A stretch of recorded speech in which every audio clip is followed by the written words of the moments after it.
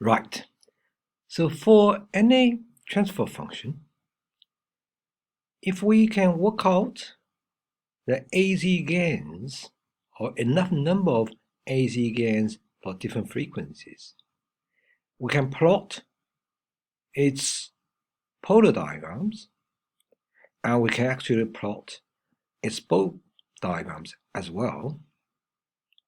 But in this session, I'm going to discuss how we can actually use the knowledge we have of the systems and sketch the bow plots by hand without the help of computers. Okay, so I'm going to start with the first and the second order system individually. Just look at individual first order and second order, how we can actually do the bow plots. And then we can, afterwards, we can actually look at higher order systems. Okay, so over here on this slide, I have equation number 1. GS equals to A over 1 plus ST. This is a first order system in the first standard format, where A is DC gain, T is a time constant. In the equation 2, I have GS equals to A times omega n squared over S squared plus 2 zeta omega n S plus omega n squared. That's the standard format for the second order system. Okay, so it's the best if you can actually make sure your transfer function is in the standard format. If they are not, if they are given in a different format, you have to make sure you change that. That's the first thing. You change them into a standard format. Second thing is that we're going to take the DC gain away. So the A in equation 1 and the A in equation 2, we're going to take away. We just pretend they don't exist for time being. Okay, take them away. So I have this equation number 3 with a DC gain of 1. And we can, for the first order, we have the equation number 4 for the DC gain of 1 for the second order system. Okay, so A, the DC gain will be dealt with at a later stage. Okay. Now for first order system, because it has a DC gain of 1, and then we know the time constant from the denominator term, it's 1 plus S times time constant. So T in equation 3 is the time constant as long as in the denominator you have a 1 plus S something. Okay, that's in the first standard format. Now from the time constant, inverse time constant will give me the corner frequency for that transfer function. So whatever that T might be, whatever value that T might be, but you will get a corner frequency. For the second order system, the last term in the denominator equals to omega n squared. So we can work out the natural frequency as well. Natural frequency in the second order system and the corner frequency in the first order system. We'll deal them in the same way. Okay, but when you use equation number 4, make sure the coefficient of S squared is 1. Okay, and also on the top, it's omega n squared, because then you have a DC gain of 1. So that's our starting point. So first thing to do is to find the corner frequency or natural frequency for a first or second order systems. Okay. And then what you do is you remember these corner frequencies. For standard first order system, you first of all have to draw your axes. So you draw the frequency against magnitude in dB, frequency against the phase angle in degrees. Now make sure you use a ruler, don't use just any hand sketch, because the line gets wobbly, the scales are not quite right. And then you divide the x-axis, the frequency axis, put your corner frequency somewhere in the middle. Okay, and then you divide the axis by number of sections okay, or divisions. So there's 1 there, there's 1 there, and there's 1 there. And then also you go down 1 or 2 divisions as well, okay, in equal distances. This is the center of that is your corner frequency. 1 division up is 10 times of the corner frequency. 1 division down is 10 times less, or 10% of your corner frequency. Same goes for the second plot, for the phase plot as well. Line them up, okay, so we can clearly see what is happening here. Okay, now for this one, for the first order system with the DC equal 1, below corner frequency, you draw a horizontal line along the frequency axis, because that will give you 0 dB up to the corner frequency. Above the corner frequency, if you're going up this line, you draw another straight line that is coming down. When you get to the next division, that's 10 times higher than the corner frequency. The value here should be minus 20 dB. Okay, so minus 20 dB here, and so you continue that. So 2 straight lines for the magnetic plot of the first order system, 0 dB up to the point where you get your corner frequency. From the corner frequency going up, the line goes down, and this rate, that slope, okay, is minus 20 dB per division. Now remember, we use log scale, so that's why every division represents 10 times lower or 10 times higher. Okay. For the phase angle, you start from 0 dB, but you don't go to the corner frequency. You go to the division that is lower. 1 division on the left-hand side of the corner frequency, which is 10 times lower than the corner frequency. So the 0 phase angle will be start from 0 along the frequency axis at 0 degrees up to the division that's below the corner frequency. The next thing you see, leave that middle section there first. The next thing you see, you go to the division, 1 division higher than the corner frequency, go to there. Okay, division higher than the corner frequency, you have a minus 90 degrees, and then draw a straight line, the horizontal line, in parallel with the frequency axis. Okay, in parallel with the frequency axis, and it keeps at minus 90 degrees. In between, around the corner frequency, in between, you connect the 2 straight lines up with the third line, with the phase angle going down towards minus 90 degrees.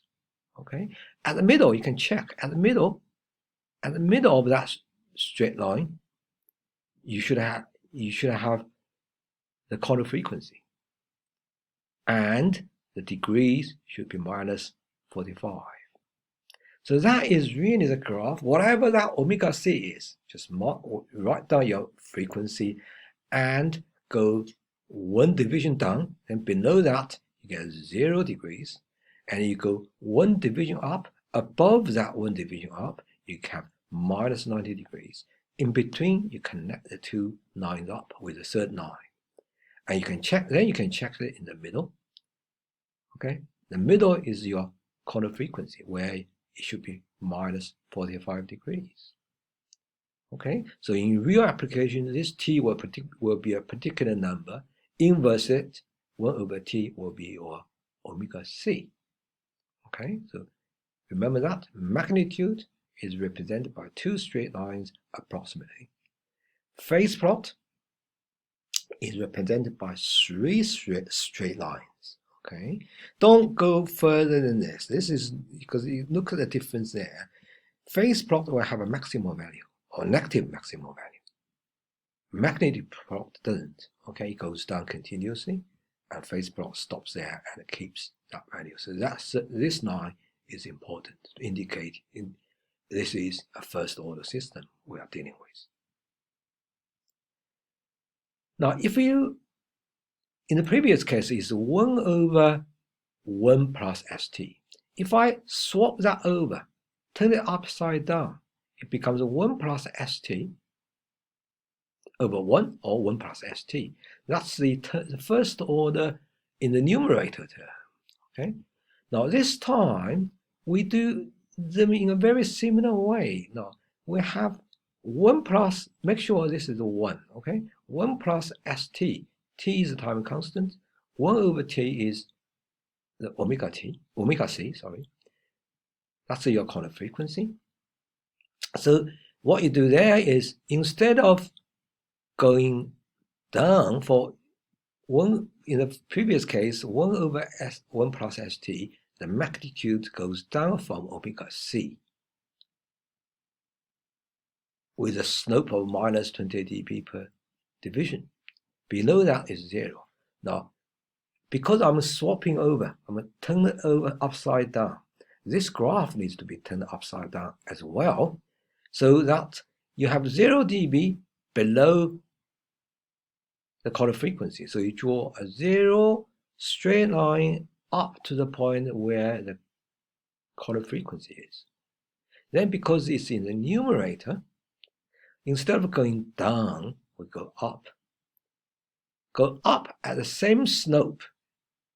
That is now positive 20 dB per division. So by the time you get to the 10 times the corner frequency, this magnitude should reach 20 dB. Okay? Of course, if you go 1 division further up, that's 100 times omega c, this would be positive 40 dB. Okay, so you still have 2 straight lines, just that instead of going down, it should go up, because now the term is in the numerator. For the phase angle, again, we have flip that graph over.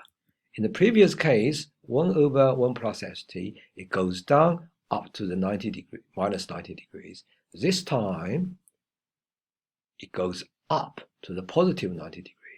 So 3 straight lines below, 1 division lower than the corner frequency, and below that point, you get 0 degrees up to here.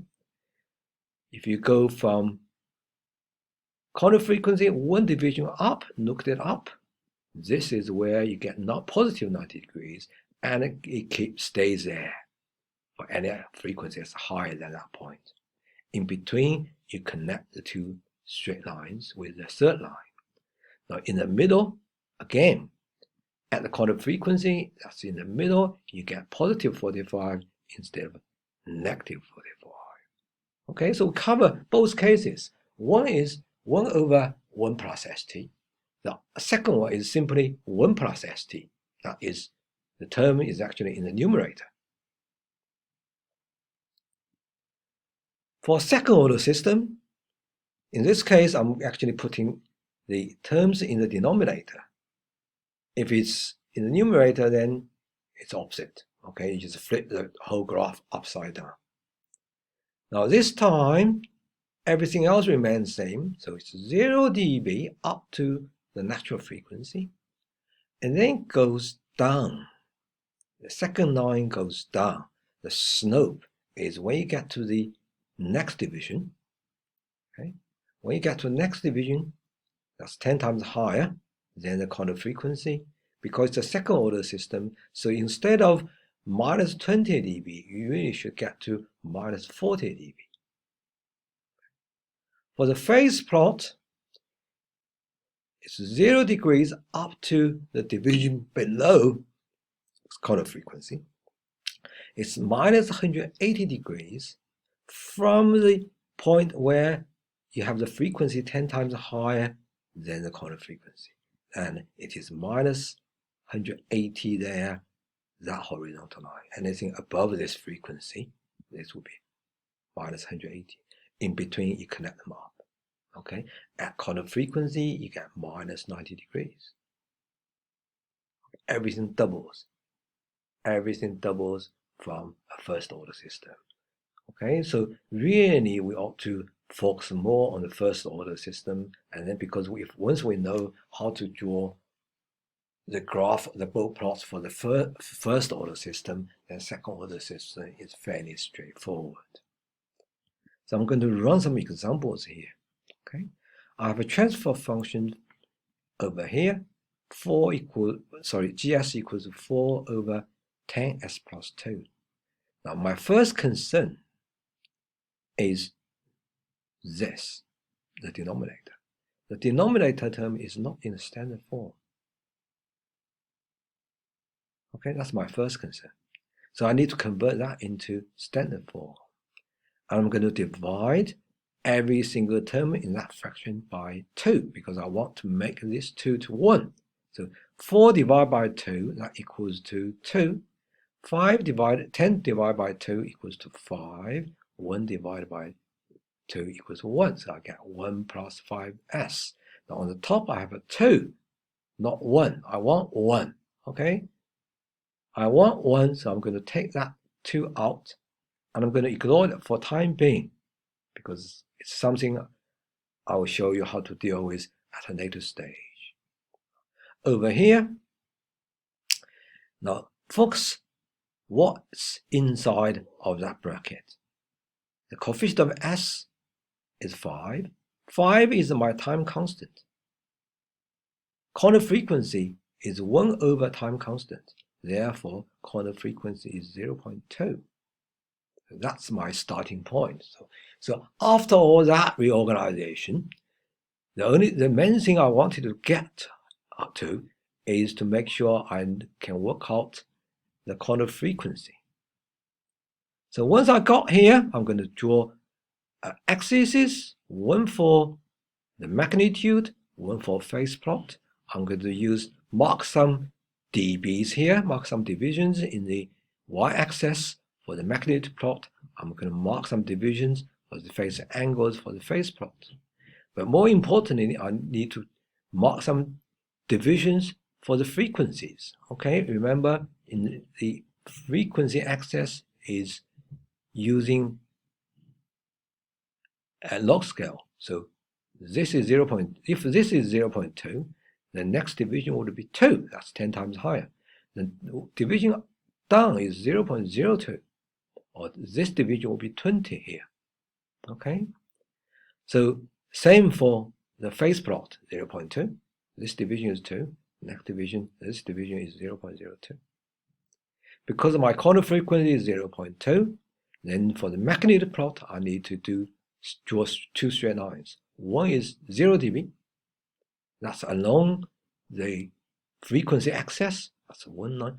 Up to the point where you have your corner frequency. So that straight line from very left-hand side up to here. Above this corner frequency, we know it goes down. By the time you get to this frequency, the magnitude should be minus 20. So line them up, use your rulers properly. Okay, make sure you actually line them up, because if you don't line them up, it makes life a lot harder when we have to deal with higher order systems. Okay,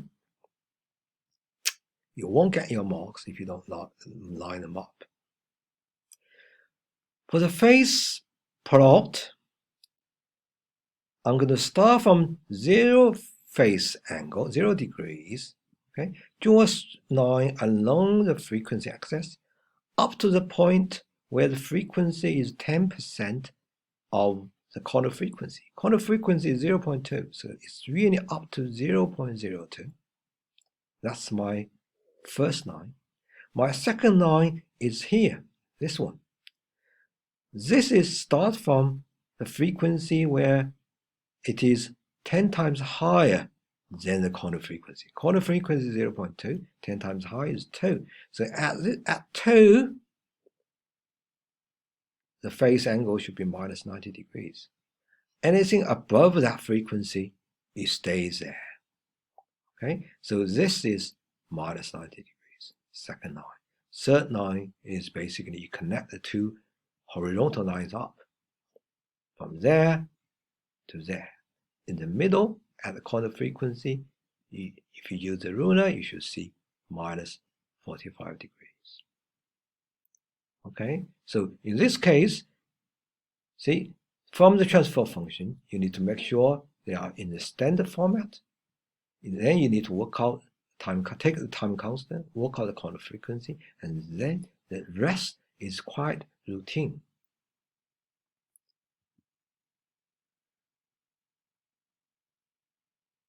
Look at this transfer function. It's a 3 plus 1.2 s.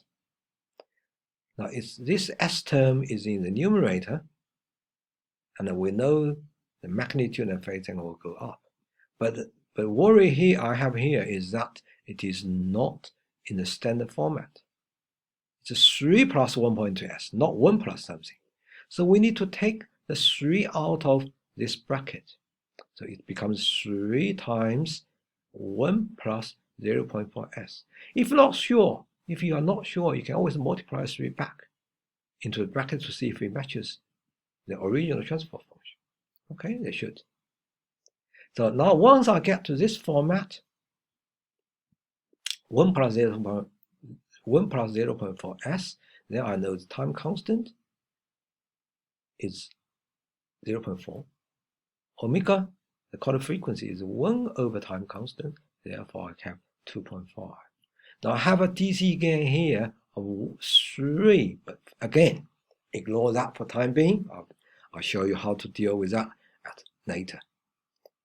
Okay, so focus on the corner frequency. Draw your axes, draw your divisions for the dB, draw your angles. Now we're going up, so we need to leave some space at the positive half of the phase angle. So it's positive 90 degrees, positive 45 degrees. For the frequency, put your corner frequency in the middle, but then at least you need to have one division above the corner frequency. You need to have at least one frequency below the corner frequency, and also for the phase plot as well. So that's corner frequency, that's 10% of corner frequency. This is 10 times the corner frequency. So we have 2.5 in the middle, 25 on the right, and 0.25 on the left. Then for the magnetic plot, I'm going to draw 0 dB all the way up to the corner frequency. And then I'm going to go up because it's in the numerator, the transfer function. Okay, so I'm going to go up. By the time you get to 25, that's 10 times of the corner frequency, I should have positive 20 dB. And this line will continue. Okay, will continue go up. For the phase plot, I start from 0 degrees up to the point where the frequency is 10% of the corner frequency. That's my first line. My second line starts from the frequency that is 10 times higher than the corner frequency. And that's where you get 90 degrees. Anything above that will be 90 degrees. So if you draw a second line there, third line, you connect them up. You connect two horizontal lines with the third line.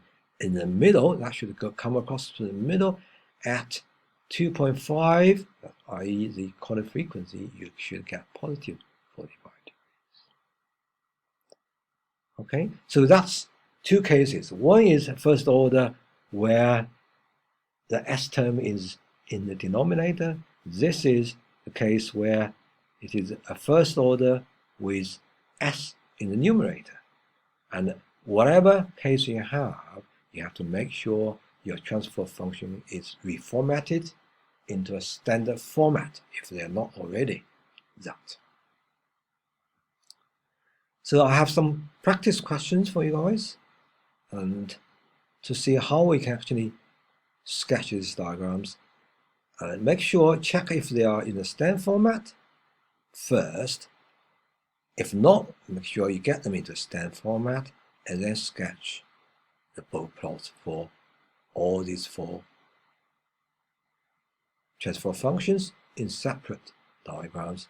Make sure you use rulers. Don't just be too relaxed and draw wobbly lines, and it doesn't work very well. Okay, Use rulers, use scales properly. Okay, divisions should be equal distances, that kind of stuff. Okay, thank you.